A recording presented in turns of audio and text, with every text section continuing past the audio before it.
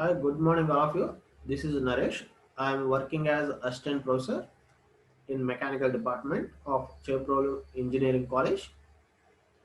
This is my first lecture on mechanics of solids or strength of materials subject.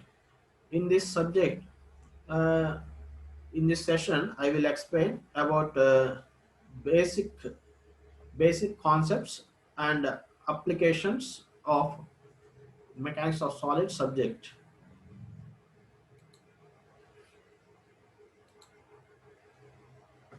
The solid mechanics as a subject may be defined as a branch of applied mechanics that deals with the behavior of solid bodies subjected to various types of loadings. This is usually subdivided into further two streams, that is mechanics of rigid bodies or simply mechanics and mechanics of deformable solids. The mechanics of deformable solids, which is branch of applied mechanics, is known by several names. That is strength of materials, mechanics of materials,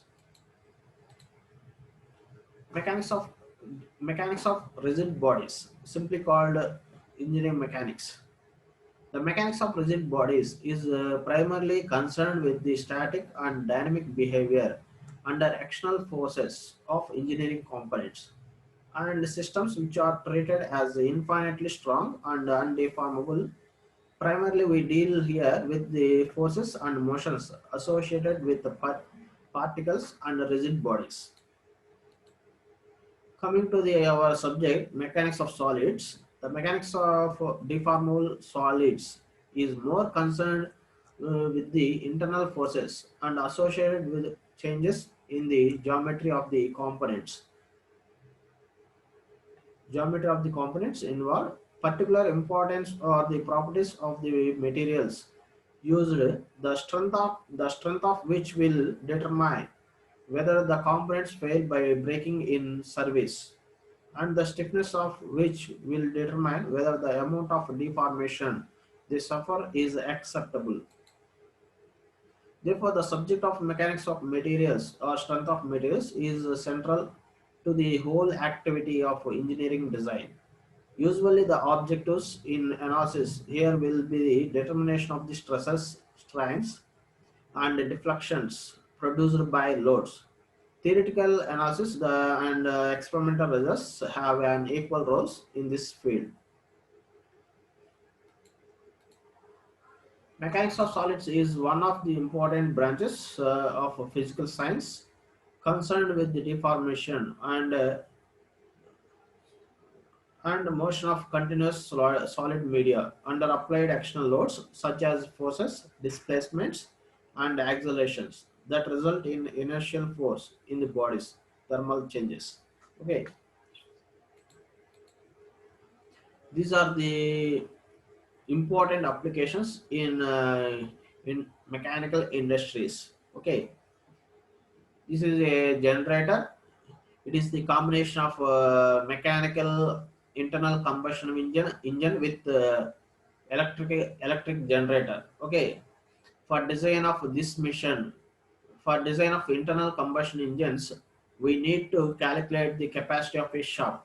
So by using this subject, we can predict the behavior of that shaft also. And this is the weightlifting mission. For design of this mission, for design of hydraulic missions, this subject is very useful. And this one is the application of a agriculture harvest mission.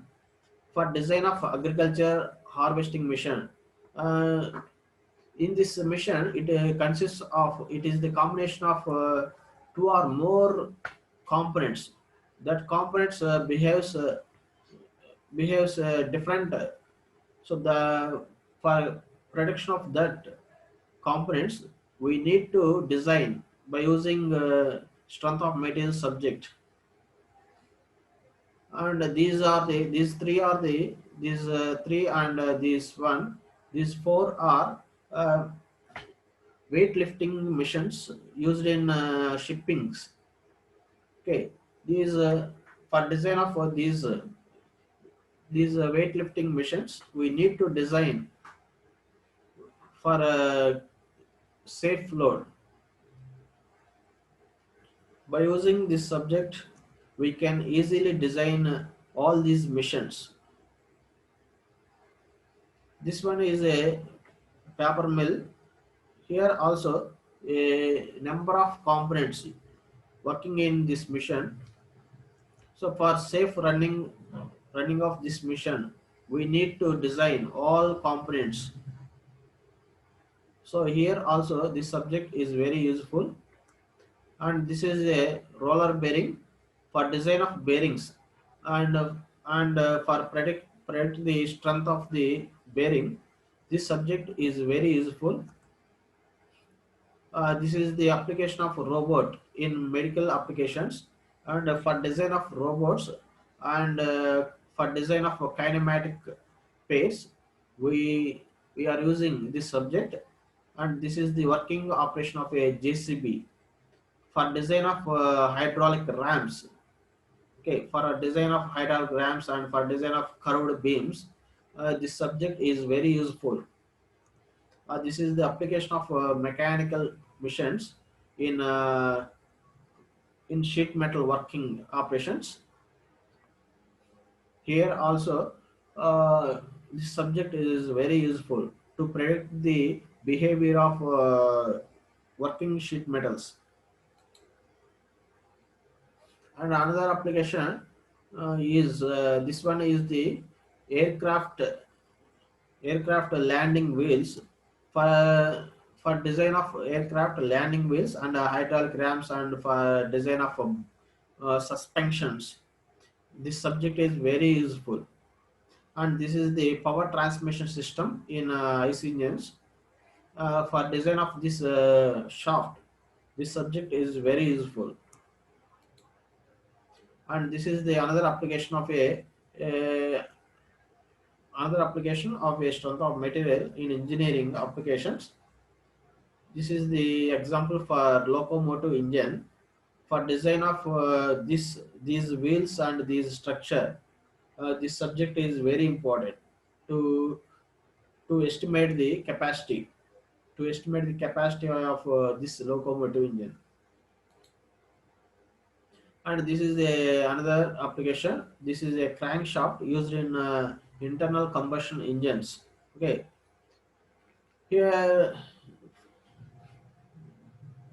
here by using this subject, we can estimate the strength of this crankshaft.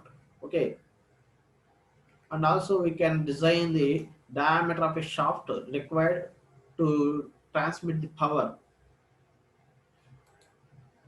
And this is the another application. This is internal combustion engine used in jets and turbines. For design of these internal combustions, we are using this subject.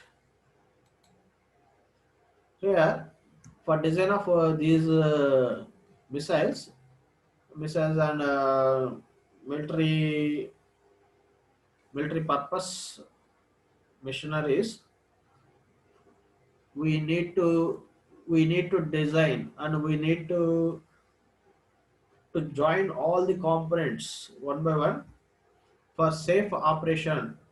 Before assembling, we need to check all the components whether it is suitable or not. By using this subject, we can estimate the strength of all parts before assembling or before manufacturing. This is a halo shaft. For design of halo shafts, the strength of material is very suitable. This is the combination of hollow shaft and solid shaft. This is a solid shaft. For design of shafts, we are using this subject. The shafts are useful to transmit power from one shaft to another shaft.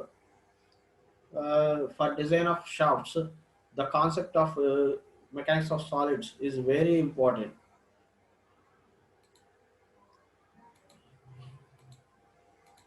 These are the other applications for design of splined shafts, splined gear shafts, and bearing shafts. This concept is very useful in engineering applications. These are the examples. These are the examples for suspensions. Here, this is a leaf spring without a eye. This is a leaf spring with eye, and this is the application of leaf spring in automobile. For design of these springs, we are using this subject. Okay,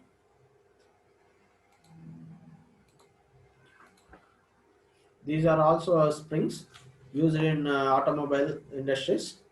These two are compression springs, cylindrical compression springs. These compression springs carries compressive loads, and these are the tension springs. These tension springs carries only tensile loads. For design of these springs, we are using mechanics of solids subject. These are the another application of civil structures. For constructing this bridge, we we are using this subject mechanics of solids is very important for calculating the strength.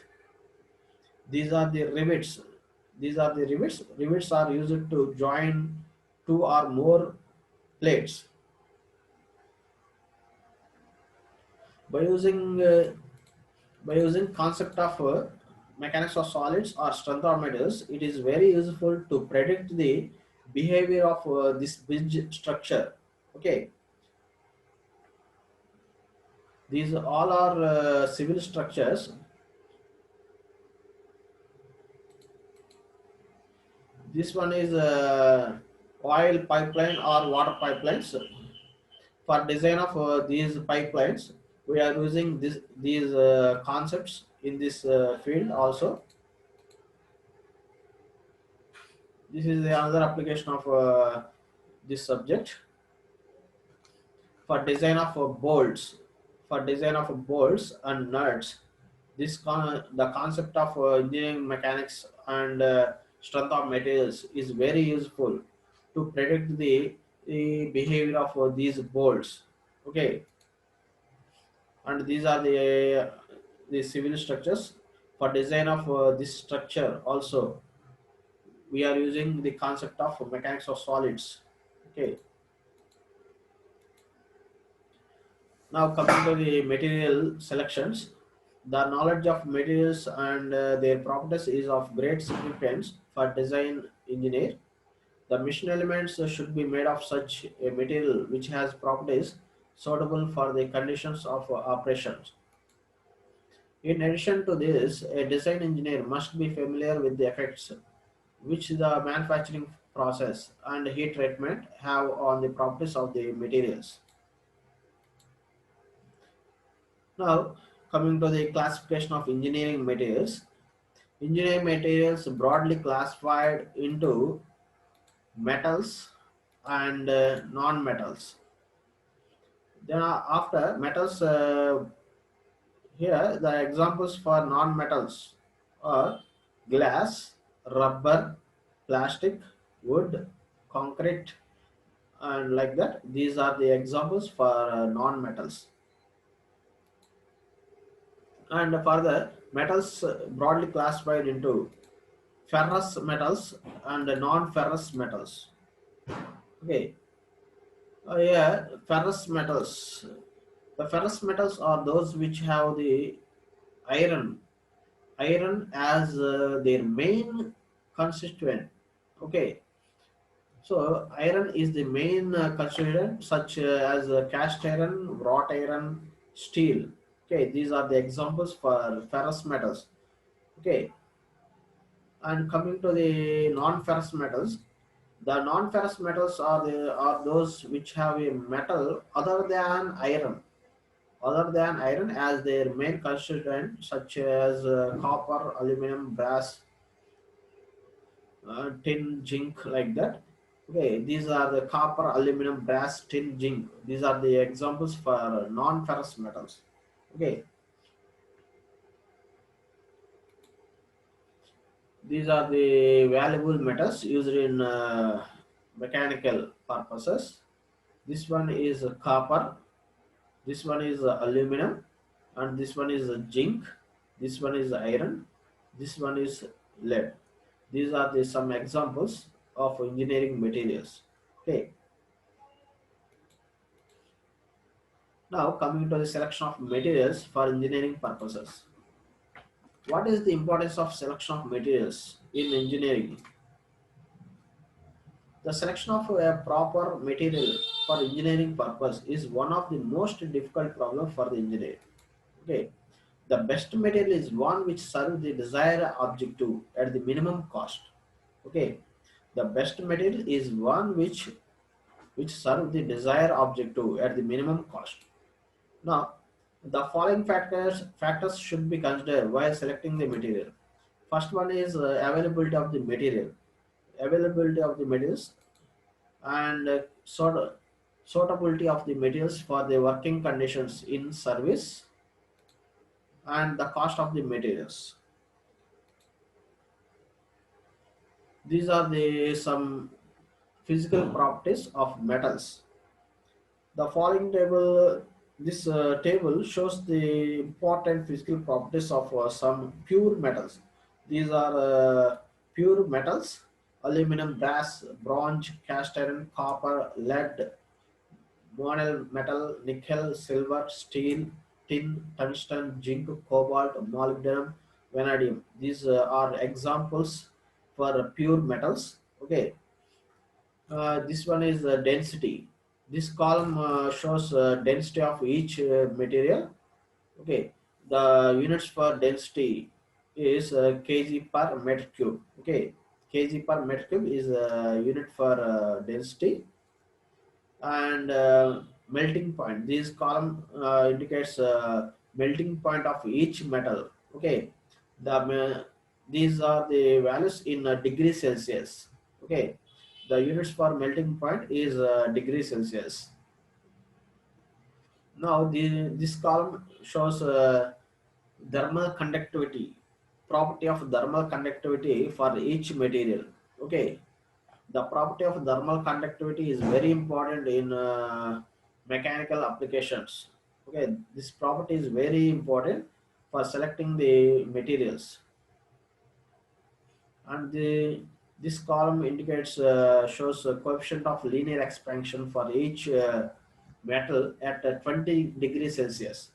The units for thermal conductivity is watts per meter degree Celsius, as well as the coefficient of the units for coefficient of linear expansion is uh, micrometers.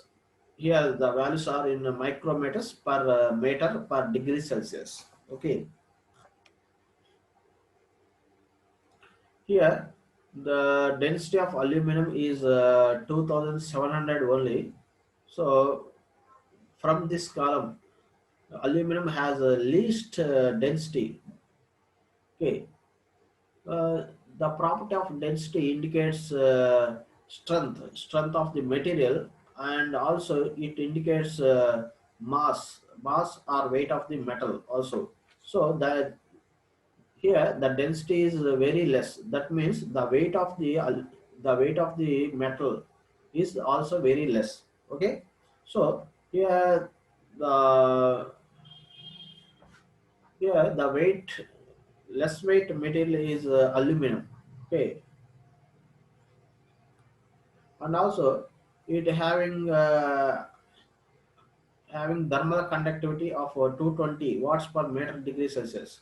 So aluminum is used as cooling material.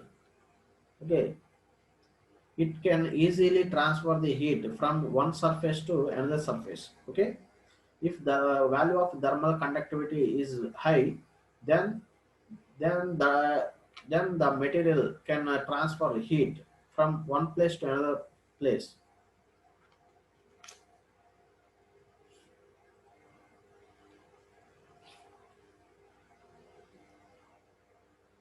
Yeah, The thermal conductivity for copper is more.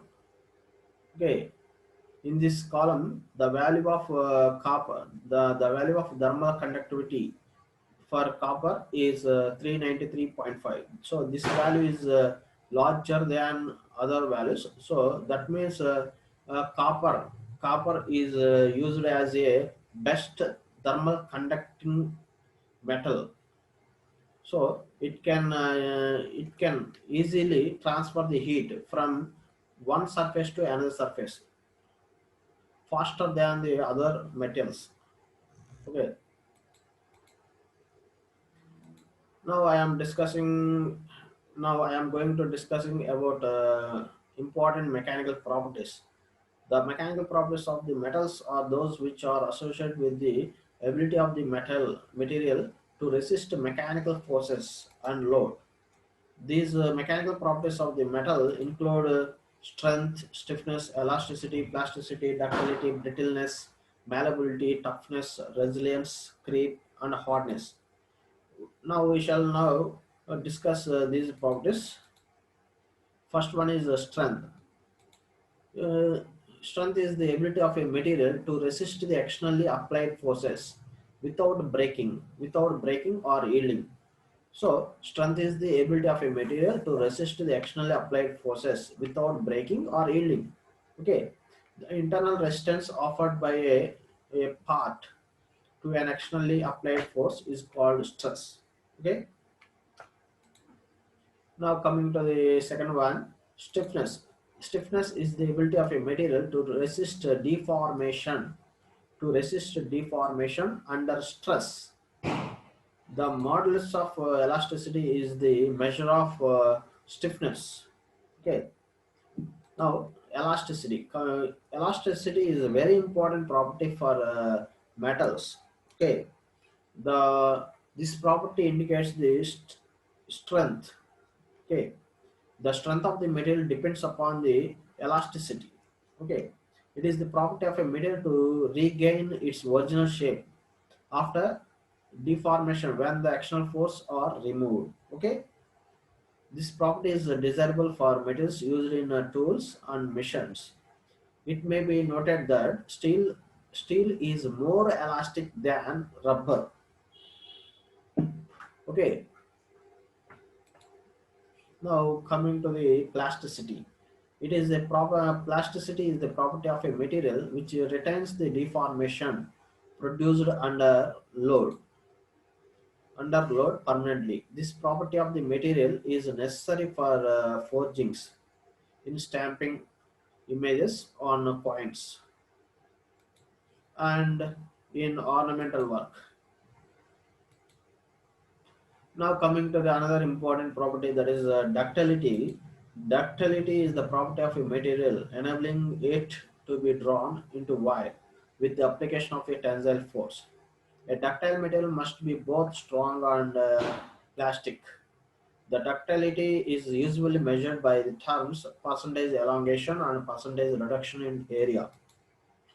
The ductile material commonly used in engineering practice are mild steel, copper, aluminum, nickel, zinc, tin, and lead. Okay, mild steel, copper, aluminum, nickel, zinc, tin, and lead. These are the examples for high ductile materials. Okay, mild steel is the best example for ductility. Okay, now coming to the another one, that is brittleness.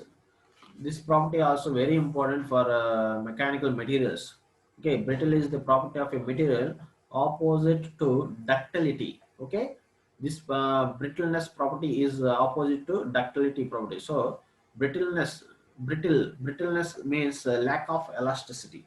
Okay, also brittleness is the property of a breaking of material with little permanent distortion. Okay, brittle metals, when subjected to tensile loads, snap off without giving any sensible elongation. Cast iron is a brittle metal. Okay, so example for brittle property is cast iron is the best example for high brittle material. Okay, so brittle metals having a advantage of high it can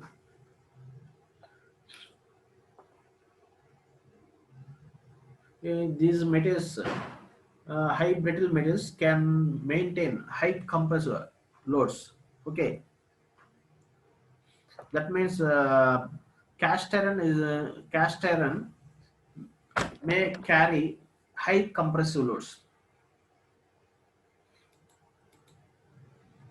Malleability, it is a special case of ductility which permits materials to be rolled or hammered into thin sheets. A malleable material should be plastic, but it is not essential to be so strong. The malleable materials commonly used in engineering practice are lead, soft steel, wrought iron, copper, and aluminum.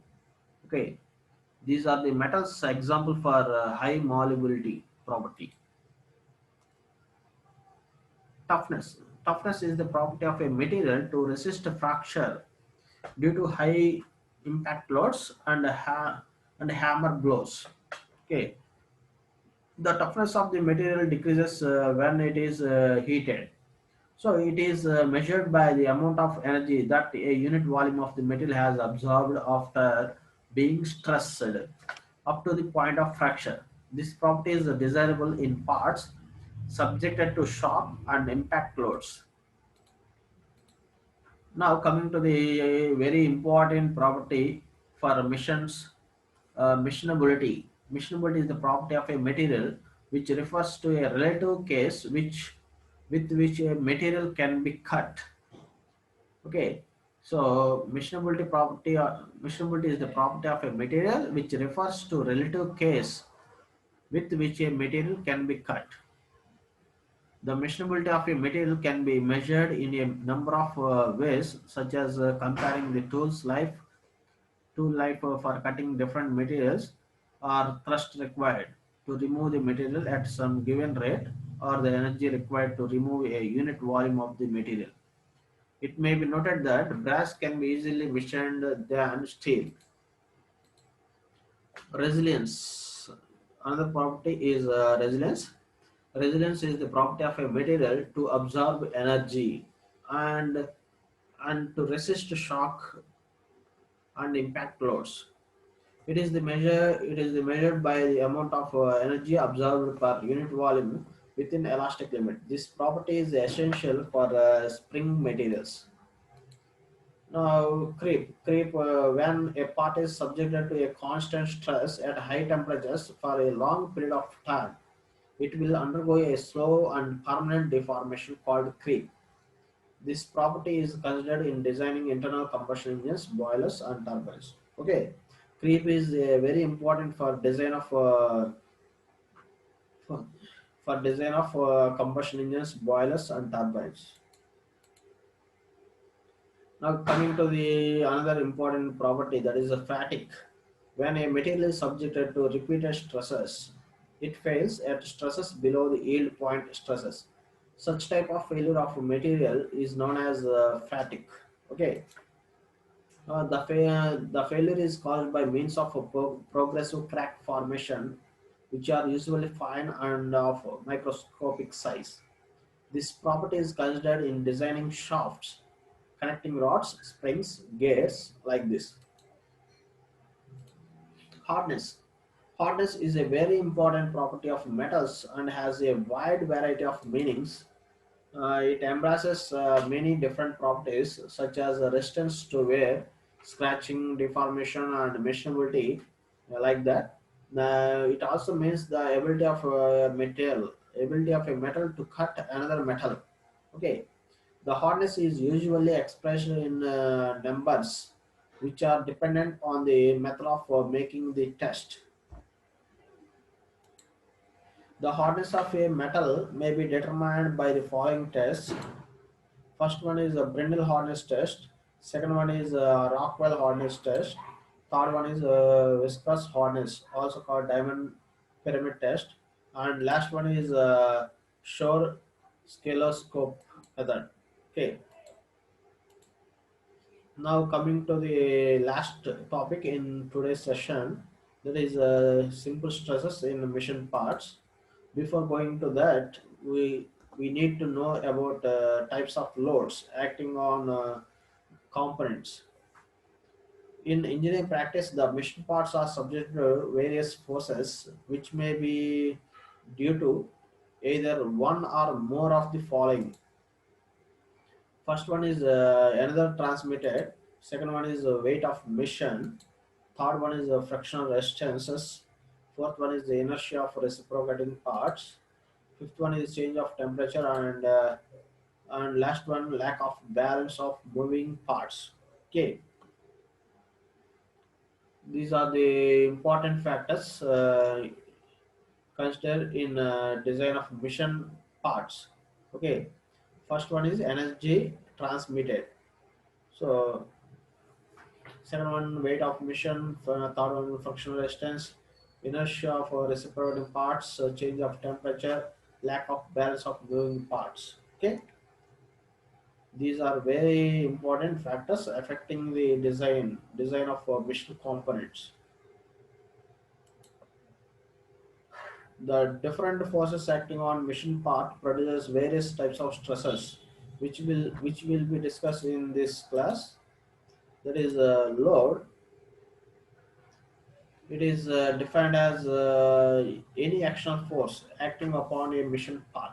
Okay, load is an actional agent uh, acting upon a mission part. The following four types of loads are important from the subject point of view. First one is dead or steady load. A load is said to be a dead or steady load when it doesn't change in magnitude or direction.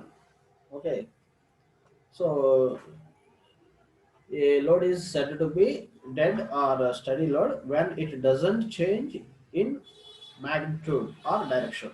Okay, here uh, now I am showing one example. Okay, this is a rod. Okay,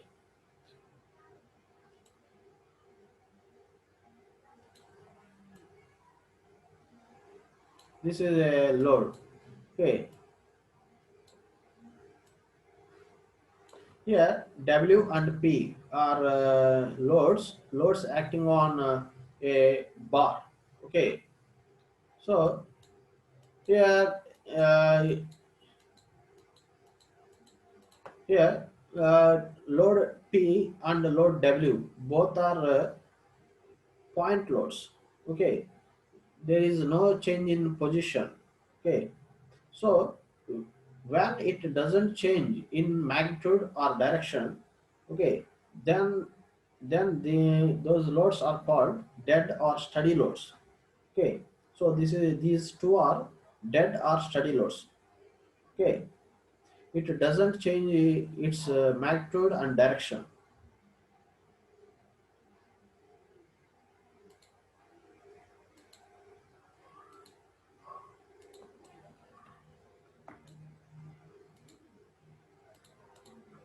Now coming to second type of load, that is live or variable loads. Yeah, a load is said to be a live or variable load when it changes continuously. Yeah, yeah. Example for variable loads are uniformly varying load, uniformly distributed load, and uniformly varying load. These two are example for variable loads. In UDL loads, the load distribute from one place to another place. Okay, so here the load started and it goes like this. Okay, in UV load, the load may vary with the uniform. Here, at the time of starting, the load is 0. After some time, the load is changing, uniformly changing. So up to this, after some time, the load is high. Here the load is changed with respect to time. Okay, so this type of load is also uniformly varying load, and this is examples for live or variable loads.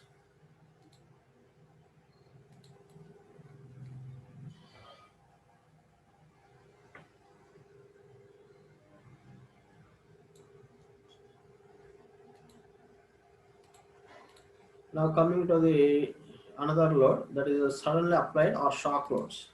A load is said to be suddenly applied load or shock load when it is suddenly applied or removed. The best example for this type of load is when we are traveling or when we are in bike riding. At the time of speed breakers, we can observe this type of load. Okay, this type of load acting on suspensions. Okay, another type of load is impact load. The load is said to be an impact load when it is applied with some initial velocity. Okay, now these four are examples for different types of loads acting on machine components. Okay,